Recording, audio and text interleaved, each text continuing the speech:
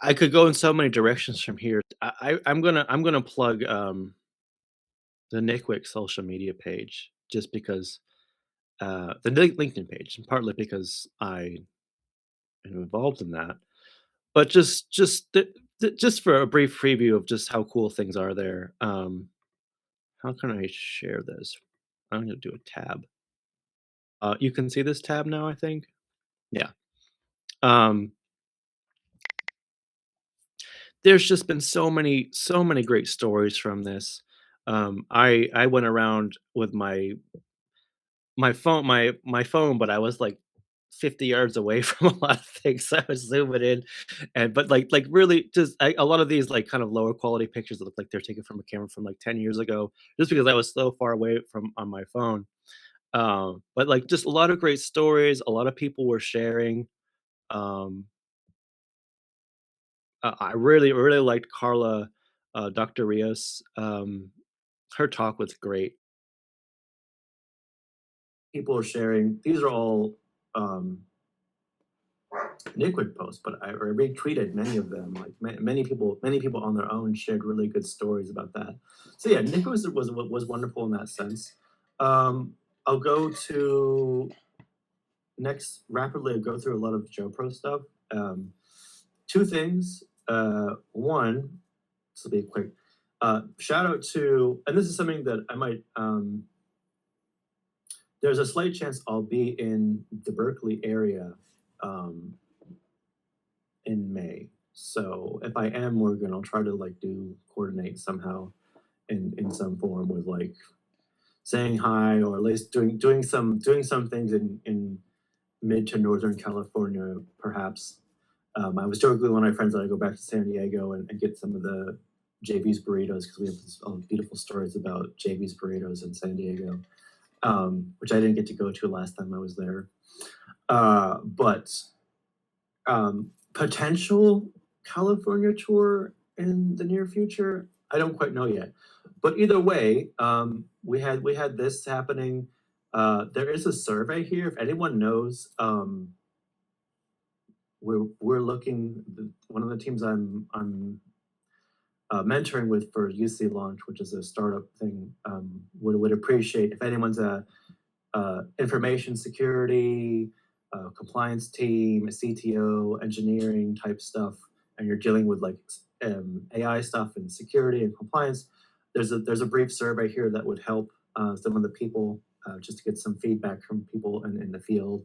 So if you know that, please reach out. I can send it to you. These are a bunch of local events here, but also shout out to Team Hexer, who's the team that I'm mentoring. They're doing some AI security compliance type things. They won. Oh, I don't have the picture here. They won second place at the sort of launchathon. The UC launches this program for startups. Um, sometimes people who don't make it in Y Combinator go there. Like it's a very big program for UC, and we don't hear about it on the East Coast, but it's a great accelerated program, a lot of mentoring, a lot of development, a lot of fit to market, and a lot of how do you succeed in that space, which is very interesting to hear how that's changed in the last few years. But Hexer was second place. I'm going to post their picture on LinkedIn soon. But yeah, I might be there in town for the actual UC launch, actual end cap of the program, the demo day, which is May 6th, I believe. So we're considering. I'm considering what to do about that. I mentioned that very briefly. There's a bunch of other updates, but then also this finally came out. This is sort of the first post. It's a very simple post. It's a very generic. It's not that interesting. It's kind of just saying, "Hey, we're doing this stuff." But DigiNest has emerged. We're actually, I think we're at like 14 episodes, which is really just weekly meetings that are not really going to be episodic like a podcast. A lot of them are just sliced up and put some interesting chunks on YouTube or something. But for the sake of it, there's been a very interesting conversation happening. And Avery's not on here because Avery just set up their Substack, which is shout out to Avery because Avery's kind of stepping out into, hey, I'm doing certain cool things, and it's been Uh, I've been supporting and patiently waiting and encouraging them for years to do that, and I think Avery's ready, so I'm very happy for that. So Avery should be on here, but they haven't accepted the invite to this yet. But we have Kat Chang, who's mostly affiliated with Plot Twisters. So Avery, myself, and Kat are sort of Plot Twisters affiliated. Molly is not, but Molly is someone who I've known for a long time, but we ended up getting into the DigiNet discussion series because she works in, let's say, in technology. Yeah, she works in technology and has a lot of interesting viewpoints. Is very, I think she's very well spoken and has very good insights as well. So with this post is sort of just talking about DigiNest at large. We talk a little about the reflective agency framework, which is this thing from, it's a paper and a framework from MIT Media Lab. I forget if it's from Fluid Interfaces or where Min-Sul Kim's home base in the Media Lab is, but Patty Mays, Rosen Picard are like, old school folks in that space. And it was an interesting paper because it deals with like phenomenology a little bit. It deals with some ethics, and it deals with like sort of these technical structural ways to deal with how a user's narrative is being influenced. There's these 5 principles: internal organization, or internal origination, calibrated responsiveness, reflective ambiguity, transparency of mediation, self-continuity, ethical flourishing. It gets some philosophy behind them and design imperatives. And so they have this, they tested a bunch of like chatbots like Replica and other LLM type things to see how they deal with this. It's an interesting paper, but kind of what DigiNest is trying to explore is a bit of like, how do we look at technologies being made in ways that what are the pressures on someone's narrativity, on their ability to reflect, on their ability to source and know they're internally sourcing what's going on. Okay, yes. I don't know. I forget which post this is supposed to. Yeah, okay. This is the Jonathan Haidt post, the blues guy. So, but yeah, a lot of the, today I think we're losing the ability to think deeply at all. Like all this pressure on digiphrenia, present shock type things, right? So, and this is sort of a reference to Kat's working a lot on the plot twisters, storytelling cards, and creating some new things with them, developing them out, doing some prototyping. There's a lot more on that ahead. I think I'll briefly show her post. Like this is something that she's been working on. Is this? Oh, okay. Well, it's not there. I don't know if she changed it or whatever. Let's see. So yeah, a lot's happening in this space. There's a number of, I don't have a great way to show them, but like very soon things will be published on the JoPro YouTube channel, because I've been trying to capture, DigiNest is sort of like a slightly, it's kind of evolved into what the Cognition Futures Radio Group used to be like, except with a little bit more, like Avery's really actively playing with the technology. Avery is giving periodic updates on what they're trying to build, and we're having some theoretical discussion. And we read a couple papers by,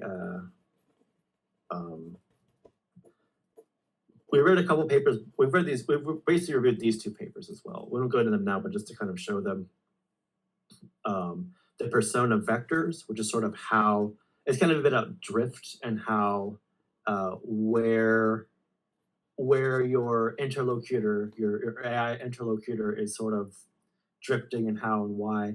And then also, which is a bit more recent paper, a little bit more involved, this one about the assistant axis and stabilized language models. So you kind of have this, our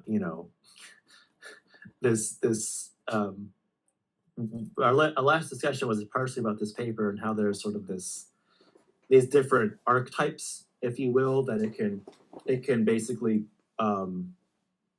drift towards as its approach towards you and the user, which is kind of interesting. Here's another interesting chart, but yeah. So just things that we're covering in that space and talking about, and it's leading to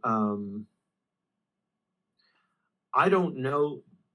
I know what Avery's trying to do with sort of Avery's prototyping and theories and work, and I'm not really at liberty to say certain things right now, but Avery is working on an interesting, I don't know if I should say theory or framework or prototype or something around allostatic kinds, affordances, and kind of signal processing. So I think Avery, how can I best show this? Avery, if you find Avery's, I won't show it, but Avery's launched a Substack and then or is about to launch it, and then their about page of the Substack, they get into some of the motivations they're looking at, which I think is, I'm very happy to see that they're kind of stepping into that now. The last thing I'll say is going to be about this. But before I get into this, any questions or comments for the general slew of JoPro DigiNest type updates I've said before I move on? So, okay. No, I hadn't seen your post here. Yeah. This one here, and this isn't released yet. This is still a draft. So if either of you want to look at this more in depth later and comment on it, I'd be happy to get any feedback about it. But what I really wanted, what it was mostly inspired by, and I won't go through the whole post right now. I know we have time, but maybe I'll pick out some interesting things. But we've talked about Krakauer and the complex world and his work on the papers in the past. He, you know, the big in 2024 they released a series of foundational papers to complexity science, at least edited or like arranged by Krakauer. And just for context, one of the things that came up in oh cool, I'm so glad I had this here in this podcast, which is from 2023, before those papers were released. Krakauer and Sean Carroll are discussing in Mindscapes, are kind of discussing what's going on. I think one of the more interesting things at a high level is Sean was asking, like, hey, so David, is your take on complexity science? Where is it orthodox? Is it heterodox? Are you you know, where are you going with this, and how does the other people in the space feel about it? And he even asked a couple times, like, oh, so is complexity science pre-paradigmatic or not in the Thomas Kuhn, you know, structures of scientific evolutions type sense? Krakauer, and maybe he's a little bit biased, but I'm okay with this, basically said he believes that there's been enough happening. I forget exactly what the four legs of the table of complexity science are. One was like computation. I think one was about probably something to do with symmetry breaking. I can't remember, but he's basically saying the four pillars or the four legs of the table haven't necessarily been uniform, but they've emerged to a coherent structure in his mind. And largely that's around his take on teleonomic matter, which in a very rough and ready sense is about matter that encodes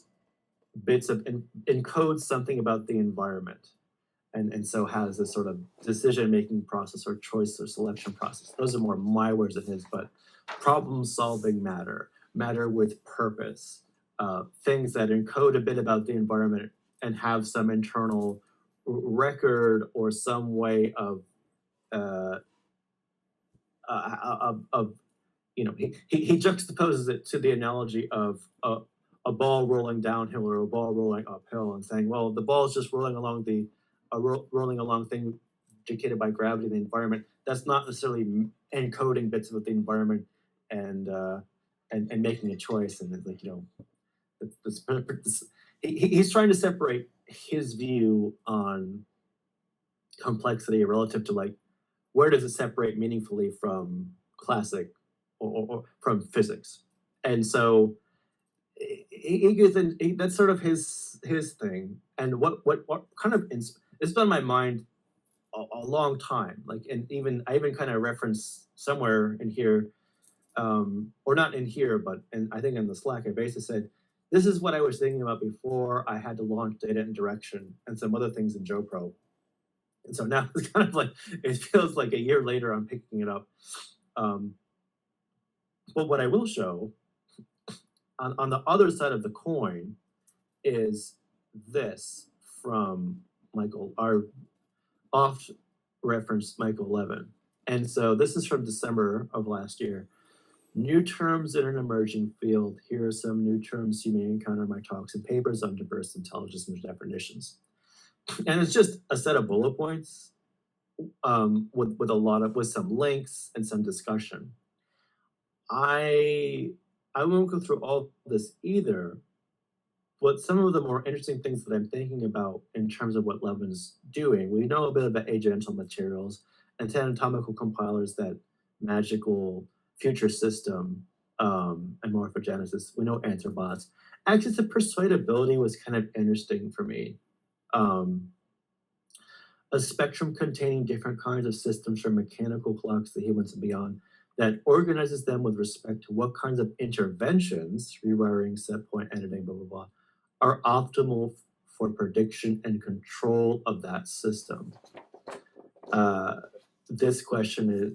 The question is what kind of approach is needed to persuade the system to do what you want it to do. And there's very interesting, this, and I think I mentioned this in I'll come back here, in here.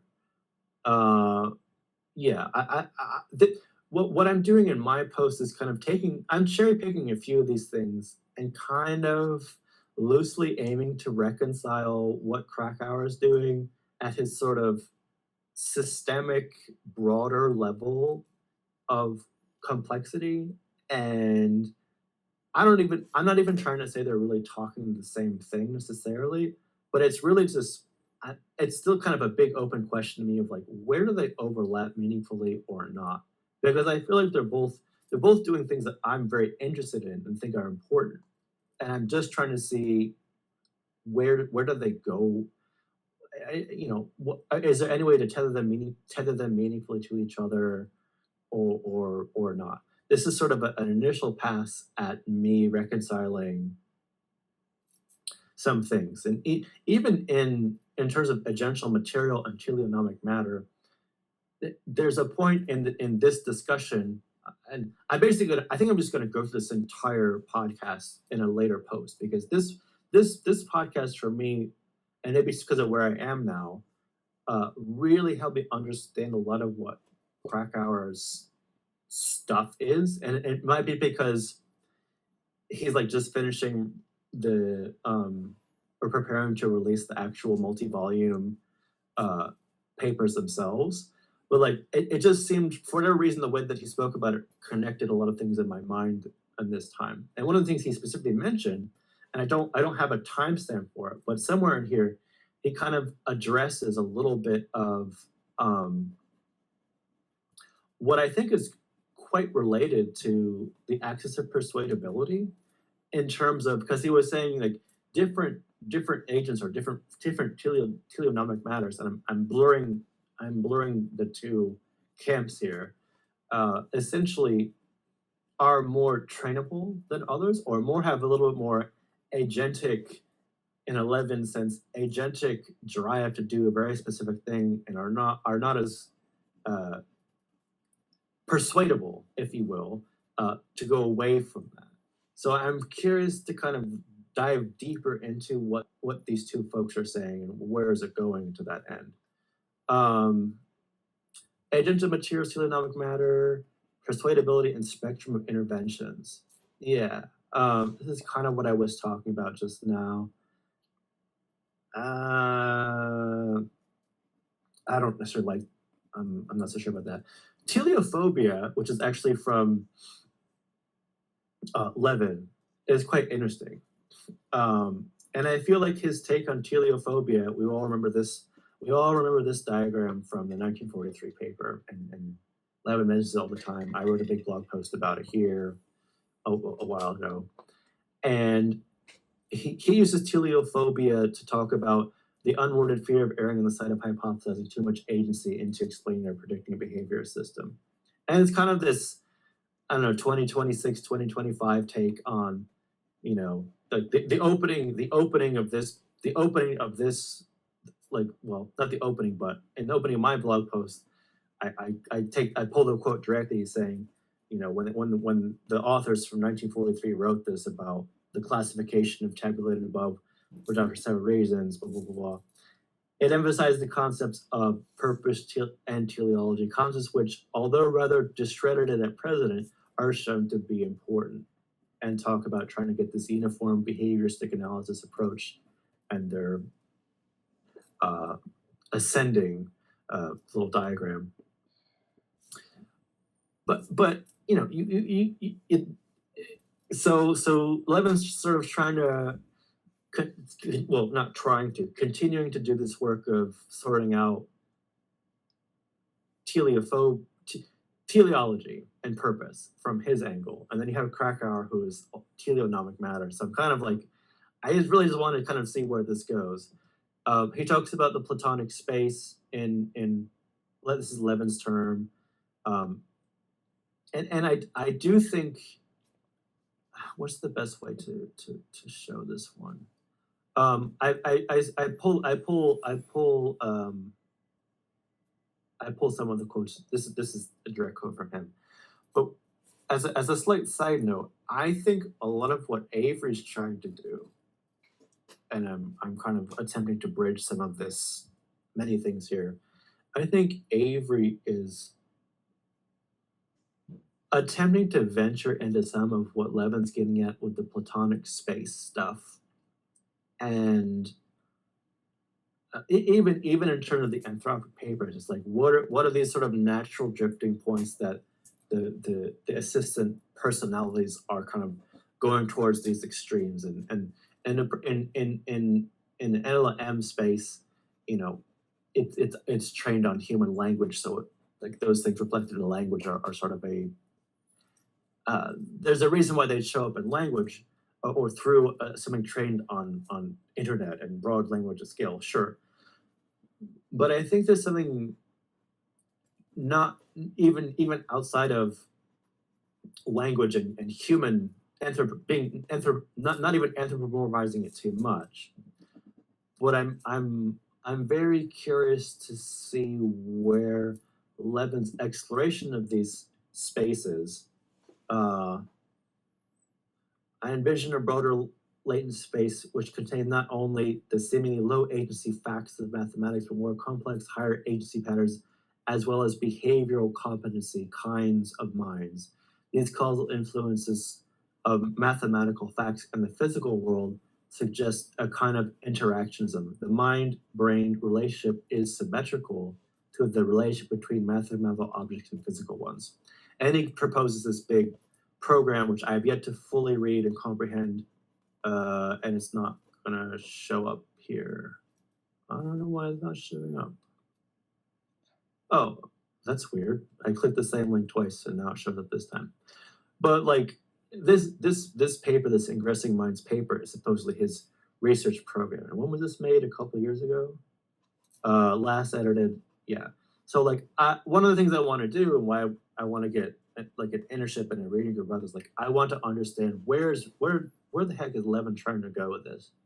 And how does it mesh with Krakauer's complexity stuff? Because I feel like they're both, it kind of reminds me of like the old Johann John logiciel when Johan was reading the Logiciel book about new types or different ways of using maths to explore certain things on the horizon. So I'll come. I know this is like, oh, all these ideas and stuff. I'm gonna come back here and basically the selflet's also incredibly interesting, but I'm basically gonna come back here and get this back to like, this is going to be a slower burn thing, and I don't really know where this fits, but I feel like there's enough underlying stuff between some of my personal priorities right now are essentially complexity stuff, which isn't really the priority. It's just it's been lingering so long in the background, it's kind of just burst through again. And then I'm doing a lot of work on navigation and selection of choices. I have this whole primer on like spatial navigation and different kinds of agents dealing with navigating things, whether it's epistemic navigation or obvious spatial navigation in the physical environment or other things. So some of my personal, like what I'm doing under the hood of a lot of things is, yes, DigiNest is happening, data direction is happening at a different scale. We're kind of wrapping that up. Can I show this? Yeah, I'll end with something from one of our interns that they're about to post.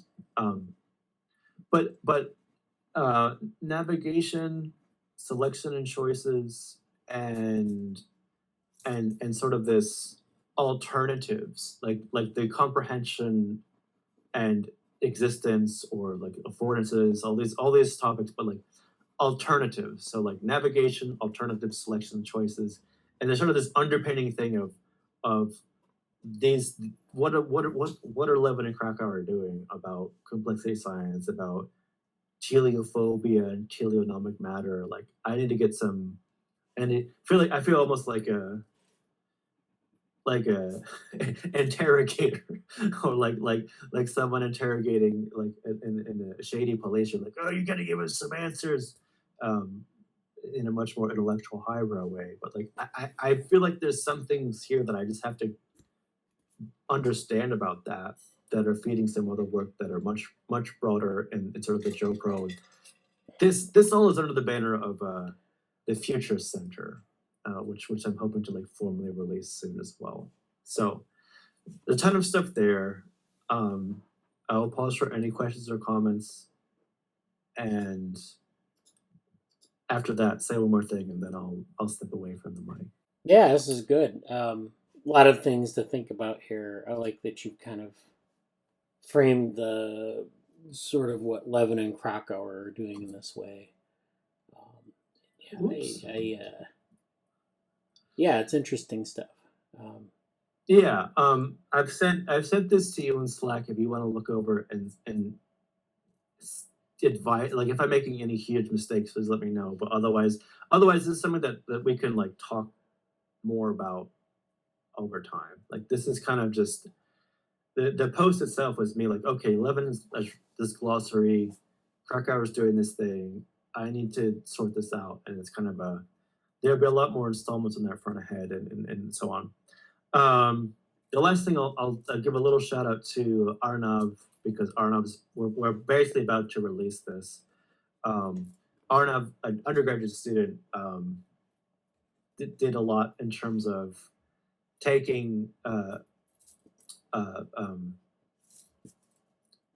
ethical sustainability, or excuse me, environmental sustainability guidelines, environmental reports from big tech companies, and playing around with them and trying to make a sort of natural language processing analysis of them, and it was a big learning experience. He basically learned he hadn't done anything with NLP before, but it was a cool like, hey, how do you step into this new technology, but also like how do you deal with the fact that what a company's reporting is limited or biased, and is it standardized, and what are the metrics? How can you meaningfully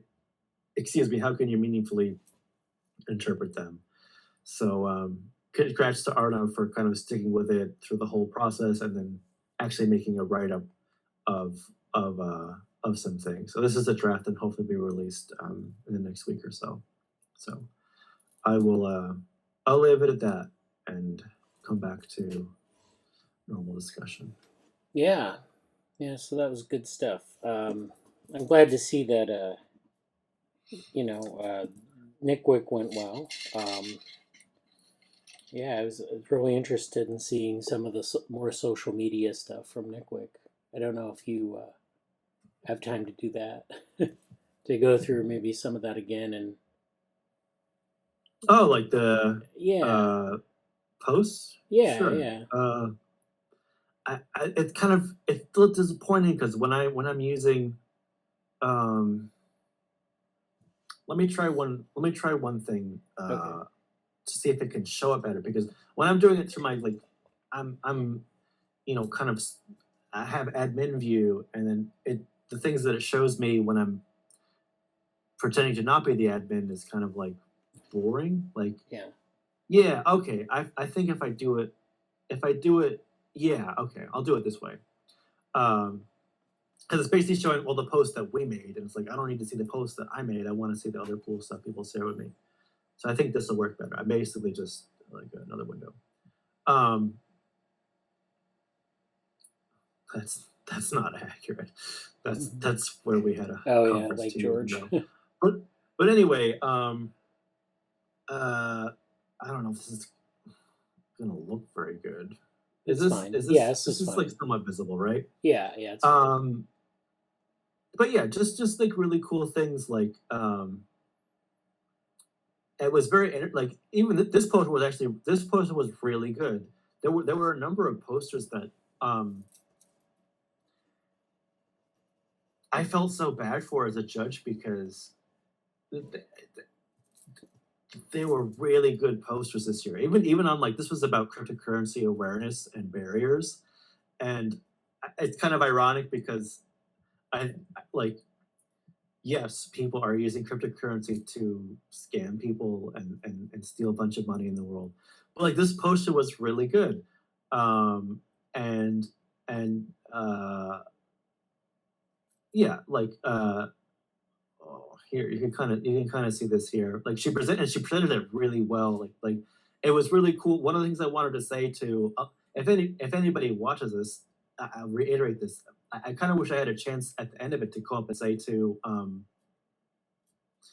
just say at large, we did it, but I really wanted to emphasize it. Like many of the people that presented their posters, um, you know, take like they really did a great job in the sense of, some this was a mix of graduate and undergraduate students, and you could tell who had done it more than one time, but like it's so good that they were exposed to really high quality poster presentations. Because yeah, some people it was the first time ever presenting a poster and they weren't the most polished, but they could learn from graduate students or people that are the seniors that have done it, and it was just really good that way. So this is Jaya Preetha, who's I think was one of our panelists, um, and good stuff there. This is sort of commenting on folks. Um, who is this person? Culturally adaptive system for dietary modification. Another really good poster here. Um, yeah, yeah. We're hoping to get the professional photos out in another week or two because this is a lot of these posts were me on my phone, but there's like an actual professional person there doing too. Saraf did this. This is the general update, but you can kind of see the pictures. Like this is the registry. Make this a little bit better. There we go. This is the registration desk. The naming's kind of funny. There's this thing. I don't know what it is thing where you guys are, but like there's this thing in like a lot of New York State things where we name everything like governor or like really. I find the naming to be kind of awkward because it's like you're naming other places in the country or the county that aren't the same there. So there's a little bit of confusion once again as what rooms are which, Governor A, Governor B, all this other stuff. But these are just different speakers here. Very good presentation here. Is the first keynote from Broadcom was Nicole Fagan. this I think this is one of our NASA. Someone did work with NASA, and they actually won the best graduate poster. I think she'll come up later. Yeah, Ravita did the People's Choice Poster Award. I think her poster was sort of the most people oriented. It was technical but not tongue tied, helping data professionals present insights with confidence. So it's sort of like a meta poster of how do you as a data professional talk about your stuff, or so a lot of people found that useful and liked that, which so it won the best poster, which is kind of fitting and a little bit funny and ironic.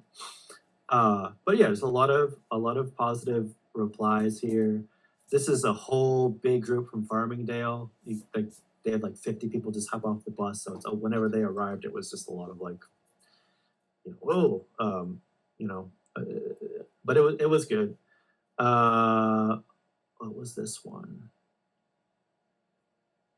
I can't see what the one this is. Anyway, I could just go through all these for like 10 minutes. So I don't know how much more you want to see, but there's just a lot of really cool stuff. Oh yeah, she had a fantastic poster too. She did one. Yeah, okay. This is the person who did the NASA work, spectra of beige and learning framework for modeling predicting exoplanetary atmosphere. But she had a very good poster and presented it well, and also was or gave a research talk on it. So yeah, but just a bunch of cool stuff. This person too. I was a judge for her poster. She could have won as well. She was doing her poster was on enhancing telecom governance. So she was like, whenever you get complaints or stuff about telecom groups, how do you actually make it better? Which is quite relevant and interesting to hear. She primarily did work in India, but also some things carried over to FCC stuff here in the United States as well. But yeah, a lot of good stuff here. So, and then this guy thinks, this individual says the Dr. Rio's talk was really good, and I agree with that because that's me. But yeah.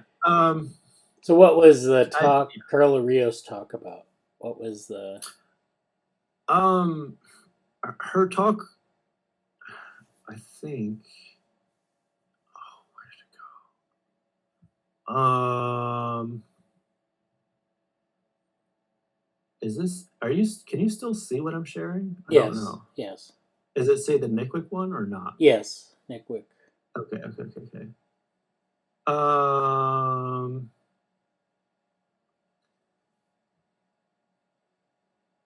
I'm trying to see if it's listed here. Yeah. So,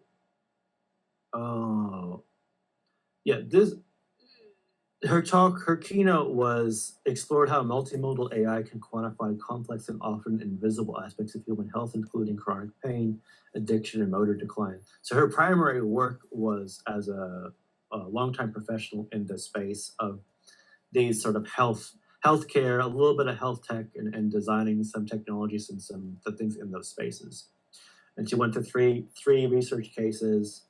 She demonstrates wearable data, which is something that I had a lot of experience in, speech analysis, and interpretable design learning models can serve as digital biomarkers with real clinical impact. But then also this side, which I thought was a fascinating, really cool technology, really cool like life support, like exactly what you want a young early career person to hear. Parallel to these, she shares her personal trajectory from electrical engineering to AI and healthcare, and then human variables in career growth, proactivity, navigating uncertainty, persistence required to thrive in a shifting landscape, and then highlights how we build systems to understand human health, and is our own persistence that sustains us through uncertainty. And just like this is like kind of her final slide. You probably can't see it super well here, but a lot of commentary on motherhood, on things you'd be facing as a woman or as a minority, or facing as someone going through, being in quote unquote male dominated spaces, and just how to do that. Like it was very like a really cool blend of someone who's done really fascinating technical technical work. Oops, sorry. Technical work, and then like sharing their personal journey and just like very, very, very nicely getting at like what was it like to live it and do that at a high level, and kind of sharing that wisdom. So yeah. Oops, am I still sharing this? Okay, yeah. All right. That's not what I want. Anyway, that's probably enough from that. But there's just a lot of Okay. Yeah, looking yeah. through um, the program, what were some of the other highlights? Do you have like you pull up the program and show a little bit about that? Is this showing you the program again Yes, now? I can't yes. quite see all of my stuff here. Yeah. One of the highlights was lunch. The food was quite good, which is actually the thing people always comment on the most is the food at these events. Yeah. Whenever we do our surveys, um, I didn't get to because I was the organizer and trying to handle stuff. I didn't get to like attend workshops in depth, but I heard and saw a lot of good things around. People really liked this panel, and there was also there's a bunch of things on social media which I don't know if I can easily show right now. Um, it's giving me grief because I could do this before and now it's not letting me do it.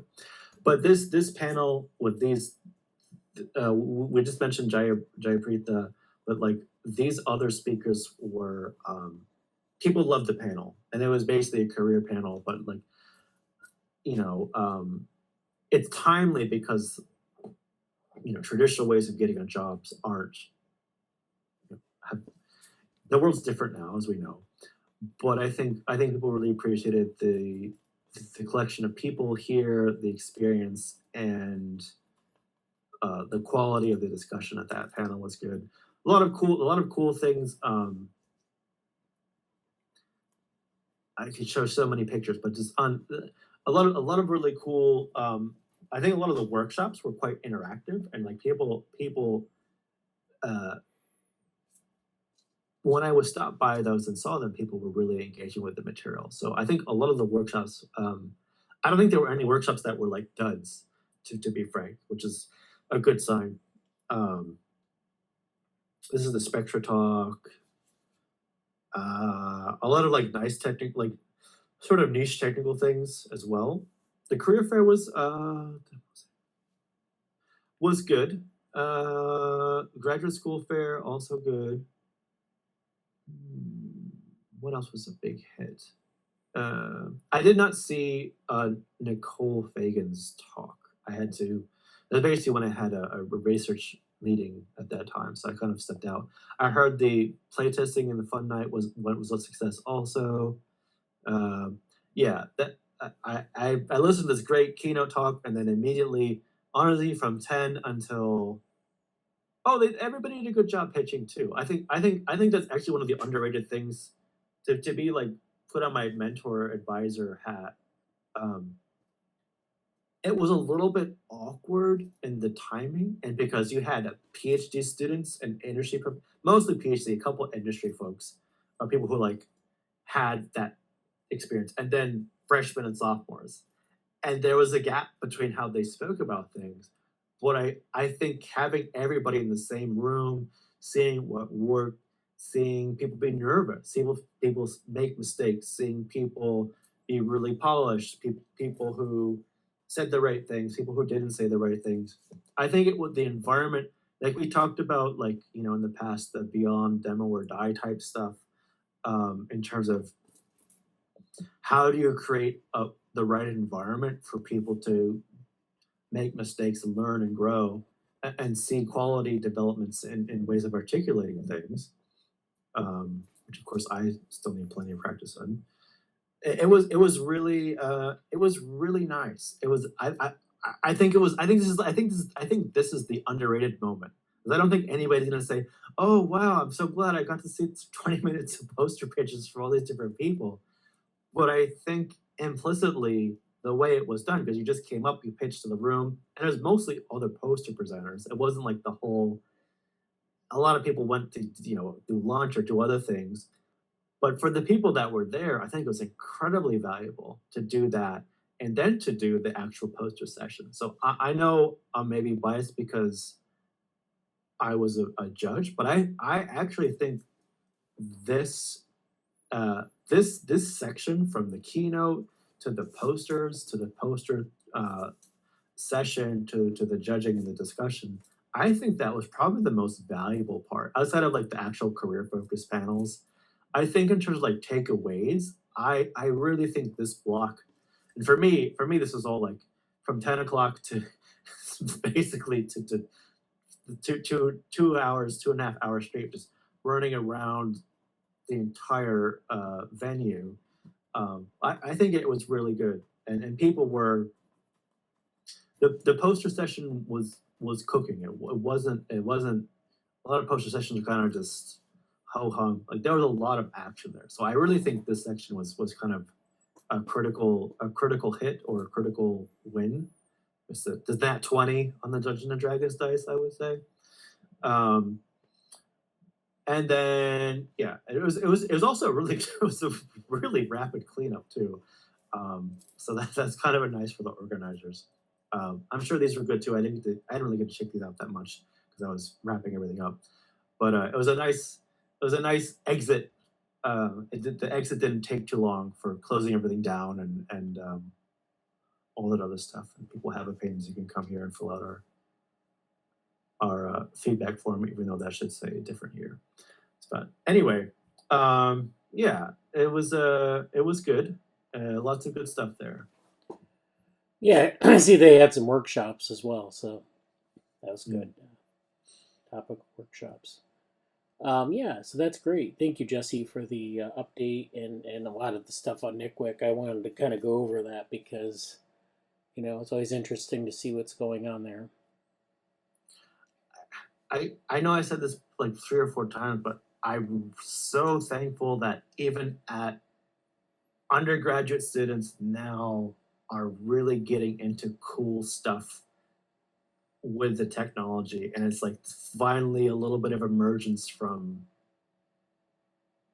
just the GTP wrapper stuff. So I'm very Right. very personally pleased with that because I think I'm still remembering the last time I was like a judge at a poster session, or just like put me to sleep. So yeah. Anyway, cheers to everybody involved with that. Cheers to the organizers and the students. And I'll be following up with a couple of them. I would even love to. I might invite a couple of students either to here or something, or like for example, like I don't know if there'll be a full Cognition Futures rating group rebirth, but like either that or DigiNest or something with the complexity. I might invite a couple of students just to present their stuff there because it would be useful for those groups. So to be determined on that. Yeah. That's great. Thank you. Yeah, so I'm going to actually present on something now.